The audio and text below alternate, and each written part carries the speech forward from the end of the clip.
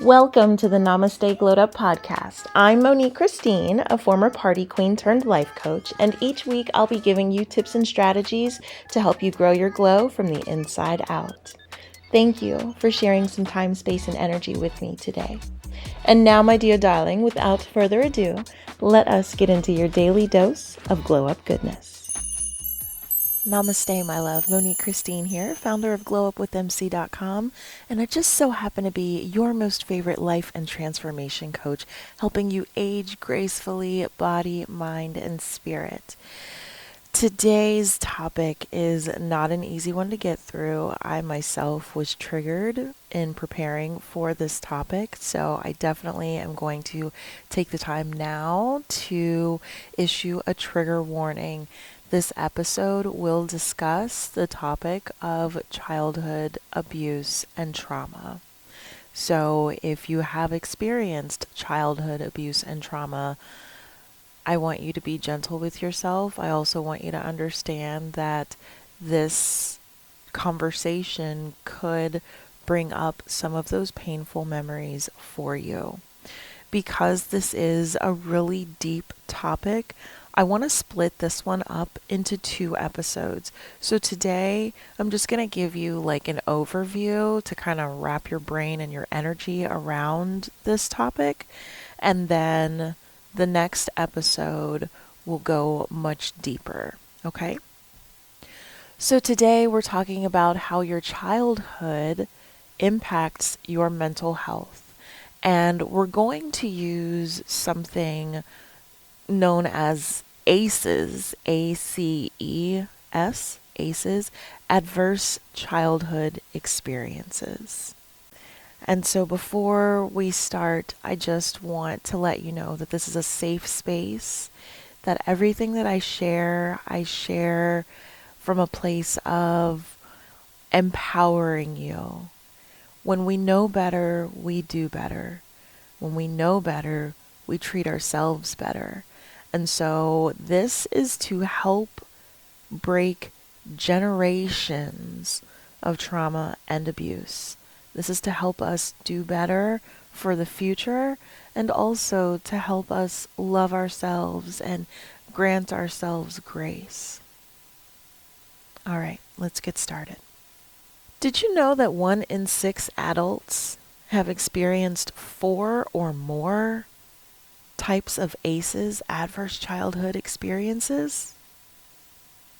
Listen, 5 of the 10, at least 5 of the top 10 leading causes of death are associated with ACEs, adverse childhood experiences. By preventing ACEs, we could reduce the number of adults with depression alone by as much as 44%. That's nearly half. So what are ACEs? Adverse childhood experiences, or ACEs, they're potentially traumatic events that happen in childhood. They can include violence, abuse, and growing up in a family with mental health or substance use problems. Toxic stress from ACEs can change brain development and affect how the body responds to stress. So this is not just, some frou-frou idea. This is backed up by science. The information that I'm sharing with you is from the CDC and the BMJ. The CDC is the Centers for Disease Control in the United States of America, and the BMJ is the British Medical Journal. ACEs are linked to chronic health problems, mental illness, and substance misuse in adulthood. However, they can be prevented. Preventing ACEs can help children and adults thrive and potentially lower the risk for conditions like depression, asthma, cancer, and diabetes in adulthood. Preventing ACEs can potentially reduce risky behaviors like smoking and heavy drinking. It can potentially improve education and employment potential of the individual. And I feel most importantly, we can stop them from being passed from one generation to the next. I myself am a generational trauma healer. It is not easy. It is not for the faint of heart because it's not just my trauma, but it's my mother's trauma, my father's trauma, my grandparents' trauma, great grandparents, and so on and so forth. All of that shit, all of those limiting beliefs, all of those internal power struggles, they get passed down and kind of normalized. So if you find yourself realizing that you are the generational trauma healer, give yourself extra grace because you're doing not just your work, but the important work of your loved ones, your parents, your grandparents, and so on down your lineage. Now, as we are talking about preventing ACEs and how it could reduce a large number of health conditions, let's get a little specific. We are going to go so much deeper in our next episode, but understand that up to 21 million cases of depression could be wiped out by preventing ACEs. 21 million individuals could be free from the prison of depression. Up to 1.9 million cases of heart disease could be wiped out. And up to 2.5 million cases of overweight and obesity could be gone if we just prevent these ACEs from occurring. But I want you to understand that they're common and their effects can add up over time. 61% of adults had at least one ACE, and 16% had 4 or more types of ACEs. Females and several racial and ethnic minority groups, they're at greater risk for experiencing 4 or more ACEs. But many people, they don't even realize that exposure to ACEs is associated with increased risk for health problems across the lifespan.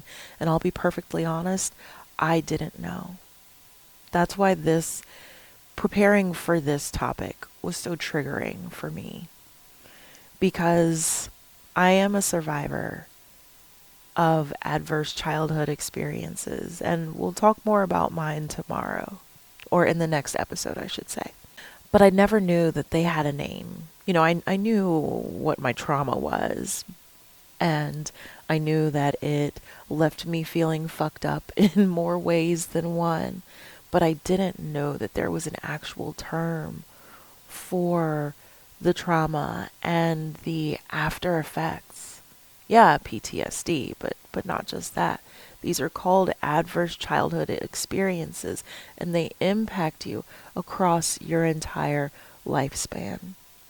So continuing to talk about preventing ACEs and how it could reduce a large number of health conditions, let's get a little more specific here, okay? And let's talk about potentially reducing some negative outcomes in adulthood by preventing ACEs. So let's start with health conditions. We know that up to 44% of people with depression could be gone if we prevented ACEs. Chronic obstructive pulmonary disease, COPD, these are your issues with breathing. This could be decreased by 27% overall. Asthma, 24%, down by 24%. Kidney disease, down by 16%. Stroke, down by 15%. Coronary heart disease, down by 13%. Cancer, down by 6%. Diabetes, down by 6%. Overweight and obesity, down by 2%. And that 2% might not sound like a lot, but when we take it from a percentage to an actual number, remember, that's up to 2.5 million cases of overweight and obesity. So I would say that's pretty significant. Let's take a look at some health risk behaviors. Smoking. Current smokers. That could be cut down by 33%. Most of the things that I'm talking about are results of stress, but not just any kind of stress. The stress that comes from trauma, the stress that comes from abuse. Heavy drinking, that could be cut by at least 24%. I'm 38, and I've already had several friends that I went to high school with drink themselves to death. We have to find better ways to cope. We have to talk about these things. I know that they're uncomfortable conversations, but we're killing ourselves. We have to save ourselves and one another. And let's look at socioeconomic challenges. Unemployment, that could be dropped by 15% alone just by preventing ACEs. Having less than a high school education, that could be gone. That could go down by 5%. Having no health insurance, that could go down by 4%. So when we talk about why do we have to talk about these? When we talk about it, we change how people think about the causes of these adverse childhood experiences and who could help prevent them. So often we feel like it's too big. I can't do anything to change it. I see the problem, but I can't help it. You can, my love. I promise you can. By talking about ACEs, we shift the focus from the responsibility falling all on the individual to community solutions, because I guarantee you these problems, they're not individual problems. They're community problems. Things that we don't talk about. We don't talk about outside of the family, outside of the doors of the house. You don't take family business out into the street. Maybe we should start talking about more of that quote unquote family business so that we can come together. If it takes a community to raise a child, what does it take to save an adult, to support an adult? Community.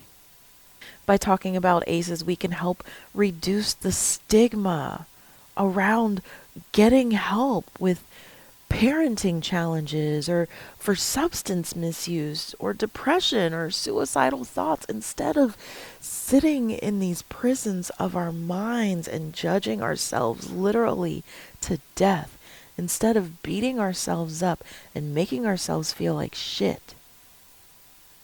We can look for solutions. We can look for help. And by talking about ACEs, we promote safe, stable, nurturing relationships and environments where children live, learn, and play. Because it doesn't always happen at home. It's not always a family member. So how do we move forward? Well, like I said, we can all help. Healthcare providers, they can anticipate and recognize the current risks for ACEs in children and a history of ACEs in adults. And they can refer patients to effective services and support. They can get you the help that you need. They can link adults to family-centered treatment approaches that include substance abuse treatment and parenting interventions. Because if you're a parent, your internal shit doesn't just impact you. I'm a mama, and I see it happen in real life every single day. What happens to us, our children feel, our children see, they experience, maybe not as deeply or intensely as we do, but it impacts them nonetheless. When we're impacted, when our energy shifts, our kids feel that. Think about when you were a kid. You could tell when something was off with your parents. You could tell when their whole mood shifted. You could tell when they were trying to keep something from you. Children are not stupid. They're so incredibly sensitive, and they have yet to be jaded by the world. So they really see and feel shit for what it is. They may not have the vocabulary, they may not have the full understanding of what it is, but trust me, they can tell when something is up. Employers, they can help also. Employers can adopt and support family-friendly policies like paid family leave and flexible work schedules. Most parents are exhausted, and we're doing the best that we can. And our kids don't come with manuals. They're not born with manuals. So we try to take what we learned from those before us and detoxify it if we can, if we realize that it's toxic. But we do the best with what we have. And a lot of times it can feel like that's not enough. Just by getting rest, we can feel better. And employers can support their employees by offering that paid family leave and more flexible work schedules. States and communities, they can improve access to high quality child care by expanding eligibility, activities offered, and family involvement. Instead of having to leave your kids with the creepy Uncle John, or an abusive parent,